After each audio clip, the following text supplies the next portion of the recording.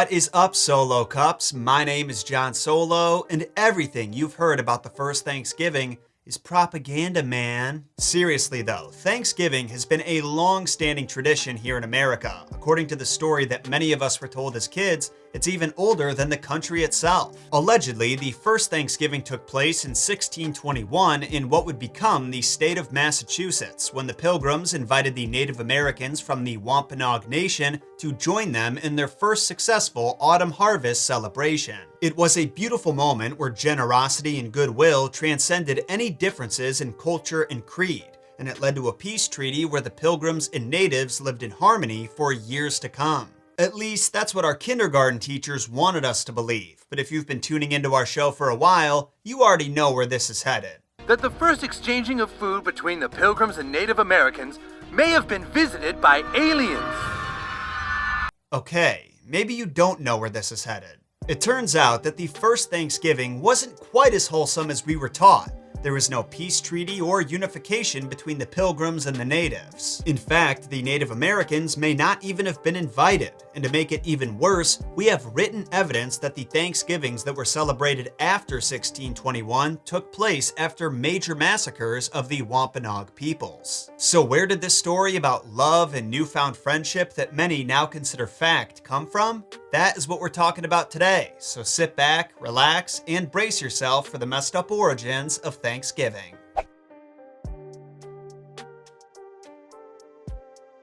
With how prolific the wholesome narrative of the first Thanksgiving is, you would think that we'd actually know a little something about the event. But it turns out there are very few details to be found in our written records, which may be because no one who attended the event thought it was very important. Let me explain. With crops being harvested every year right before the winter season kicked in, holding feasts in late autumn was actually pretty common, especially when there were bountiful harvests that gave the Plymouth Colony residents more food than they needed, which appears to have been the case in 1621. In a book called Of Plymouth Plantation, written by William Bradford, who was governor of Plymouth during the 1620s, he describes his citizens as being plentifully provisioned that year. As well as wild fowl, they got abundance of wild turkeys, and afterwards, many wrote at length about their plenty to their friends in England. Not feigned, but true reports. Now, an important distinction to make is that while this feast was a celebration of gratitude for that year's harvest, the Puritans of Plymouth did not consider it the first Thanksgiving at the time. If they did, the event would have had a religious component to it that included fasting, prayer, and other rituals instead of just maxing out on good food. Also, unlike the mainstream narrative claims, Native Americans from the Wampanoag tribe were not invited to partake in the feast.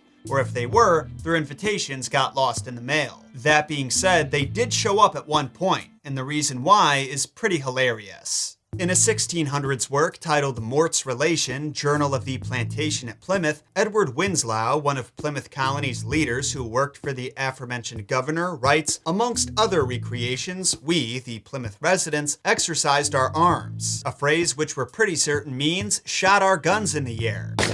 He also says that after hearing the commotion and assuming the Pilgrims were being attacked, the leader of the Wampanoags showed up with some 90 men who for 3 days we entertained and feasted, and they went out and killed 5 deer, which they brought the plantation and bestowed on our governor, the captain, and others. So to reiterate, the only reason the Native Americans were present at that feast is because they heard the presumably plastered Pilgrims hooting, hollering, and blasting their guns in the air and thought they needed to be saved from a rival tribe that they weren't on good terms with. Just imagine what was going through the natives' heads when they showed up and saw a bunch of crazy white folks having the time of their lives. Honestly, it's a better story than the one that we were told, but maybe not as easy for a kindergarten class to recreate, as incredible as that would be to watch. Almost as entertaining as when that guy remade Scarface with 6-year-olds. Say hello to my little friend. Take that, you cockroaches.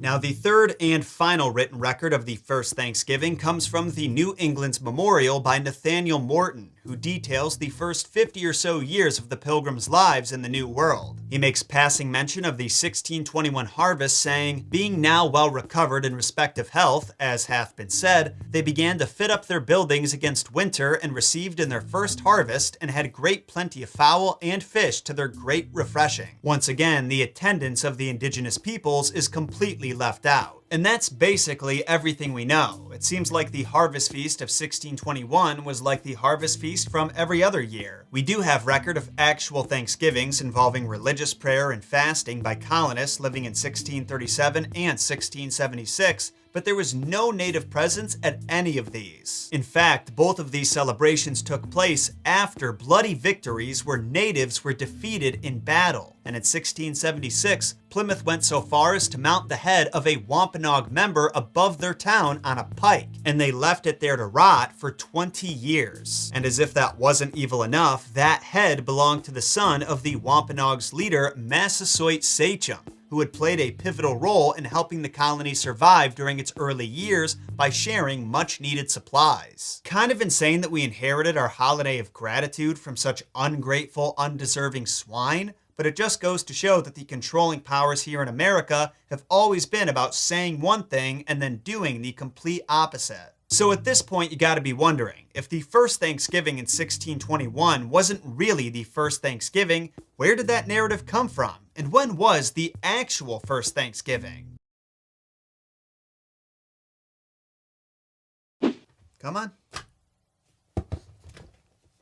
You guys don't mind if Gunther joins me for this section, do ya? So the truth about the real first Thanksgiving is dependent on how you define Thanksgiving. If we're talking about the first feast shared between Europeans and natives, our records indicate that in 1565, nearly 60 years before the Plymouth Feast, a Spanish fleet came ashore and planted a cross on the beach to christen the new settlement of St. Augustine in what would become Florida. And to celebrate the occasion, 800 Spanish settlers shared a feast with the native Timucuan people. But if we're looking for the first officially titled Thanksgiving, that wasn't until 1777 when George Washington proclaimed a day of Thanksgiving in December as a celebration of the US's victory over British forces at Saratoga during the Revolutionary War. That was just a one-off Thanksgiving though, and while Washington would go on to call for a few more Thanksgiving celebrations to be had in November of 1789 and February of 1795, the reoccurring annual holiday wouldn't be established for quite some time.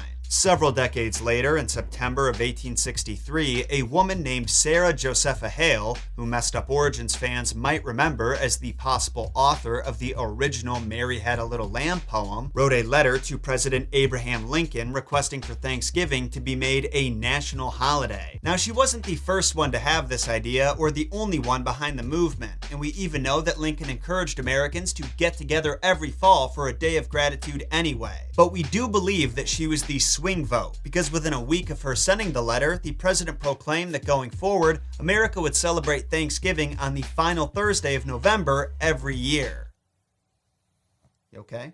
In said proclamation, he explained the importance of a holiday like Thanksgiving. At the time, America was in the thick of the Civil War, and in a time of such division, he wanted to provide a day of unity and gratitude for the whole nation. So if you want to know who to thank for your 4-day holiday weekend, look no further than Honest Abe. But wait, if there are so many other candidates for the first Thanksgiving, how did the 1621 celebration end up with the coveted title? Well, we can't say with 100% certainty who's responsible for popularizing the 1621 date, but we are pretty positive about where it started. In 1841, a few decades prior to Lincoln's Thanksgiving proclamation, a reverend named Alexander Young inextricably linked three things: the 1621 feast, the tradition of autumnal harvest festivals, and the name Thanksgiving. He did this in a footnote of his horribly titled book, Chronicles of the Pilgrim Fathers of the Colony of Plymouth from 1602 to 1625.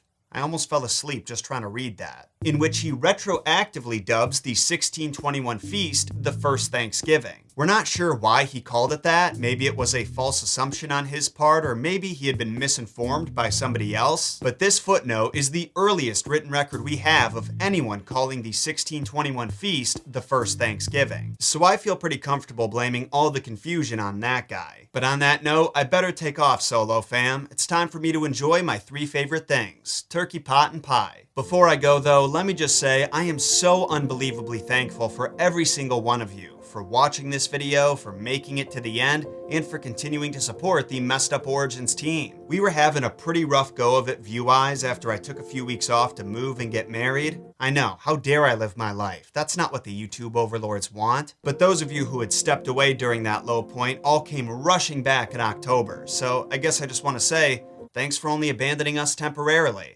If it weren't for you all, I have no idea what my life would be like, but I know it wouldn't be as fun or interesting, so thank you. Keep an eye on your sub boxes for the next few Thursdays because we'll be diving into some Norse mythology in celebration of God of War Ragnarok. Until then, my name is John Solo, and don't forget, that wasn't right.